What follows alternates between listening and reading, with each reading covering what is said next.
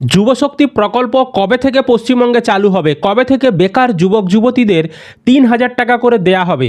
মুখ্যমন্ত্রী শুভেন্দু অধিকারীর প্রতিশ্রুতি যা যা ছিল ভোটের আগে, সেই নিয়ে মুখ্যমন্ত্রীর বড় ঘোষণা তিনি জানালেন। এছাড়াও কিন্তু আরেকটি গুরুত্বপূর্ণ খবর রয়েছে, যুবশক্তি প্রকল্পের টাকা তা কিন্তু বরাদ্দ হতে চলেছে এই জুন মাসের ২২ তারিখে। সে বিষয়েও কিন্তু গুরুত্বপূর্ণ আপডেট রয়েছে। মুখ্যমন্ত্রী কি কি জানিয়েছেন, যুবশক্তি প্রকল্পের শর্ত কি থাকতে পারে, এছাড়াও কি কি আপনাদেরকে এখন থেকে রেডি হয়ে থাকতে হবে যুবশক্তি প্রকল্পের টাকা পাওয়ার জন্য, শর্ত নিয়ে, এছাড়াও কাগজপত্র নিয়ে সমস্ত কিছু বিষয়ে আলোচনা করব আজকের এই ভিডিওতে। তো অবশ্যই ভিডিওটি বেশি বেশি করে শেয়ার করে দিন, সকলেই যাতে এই গুরুত্বপূর্ণ খবরটি জানতে পারে। আর এই ধরনের আপডেটগুলো সবার আগে পেতে অবশ্যই পেজটিকে ফলো করে রাখবেন। আর ইউটিউব থেকে যারা ভিডিওটি দেখছেন চ্যানেলটিকে সাবস্ক্রাইব করতে ভুলবেন না। চলুন, মুখ্যমন্ত্রী শুভেন্দু অধিকারী তিনি একটি বক্তৃতায় কি বলেছেন আমি সেই বক্তৃতাটা আগে শোনাচ্ছি, তারপর আমি বিস্তারিত ব্যাখ্যা করে দেব যুবশক্তি প্রকল্প নিয়ে।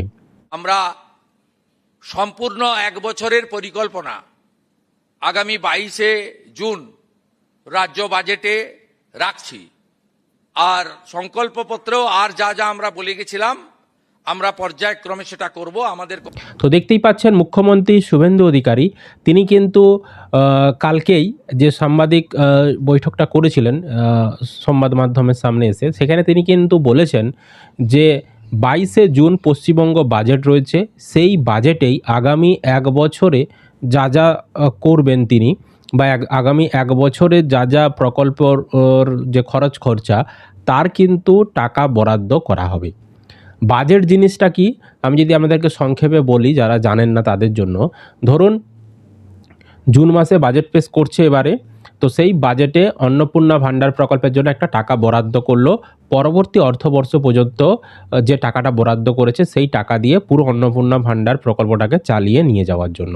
মানে কোনো একটা স্কিম বা কোনো একটা সুবিধা বা কোনো একটা বিভাগে টাকা বরাদ্দ করা হয় এক বছরের জন্য, মানে একটা অর্থবর্ষের জন্য টাকা বরাদ্দ করা হয়, সেই টাকাটা এবার পুরো অর্থবর্ষ জুড়ে খরচ হবে।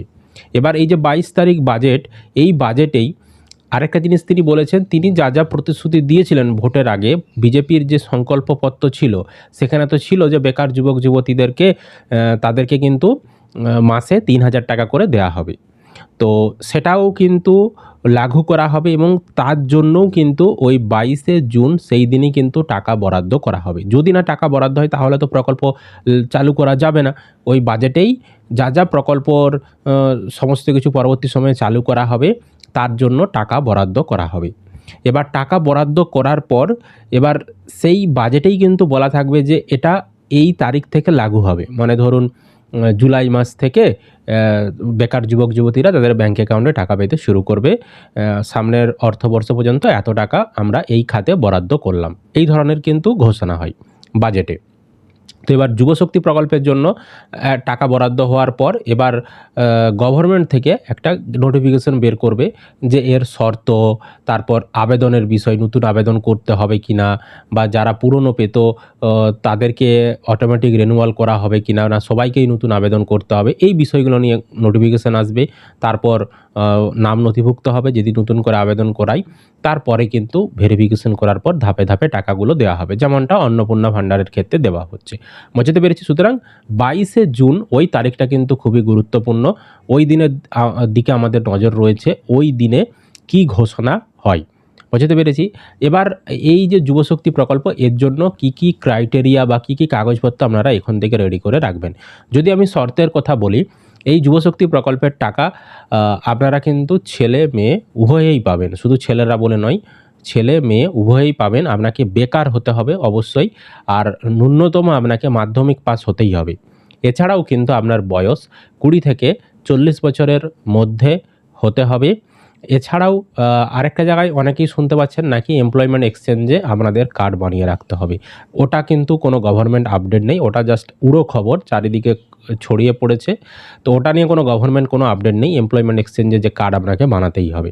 আরেকটা জিনিস, আপনার যে নাম পশ্চিমবঙ্গের যে ভোটার লিস্ট, স্থায়ী ভোটার লিস্ট, সেই ভোটার লিস্টে আপনার নাম থাকতে হবে। এসআইআরে কোনো রকম আপনার নাম বাদ যাওয়া চলবে না। তাহলেই আপনি যোগ্য।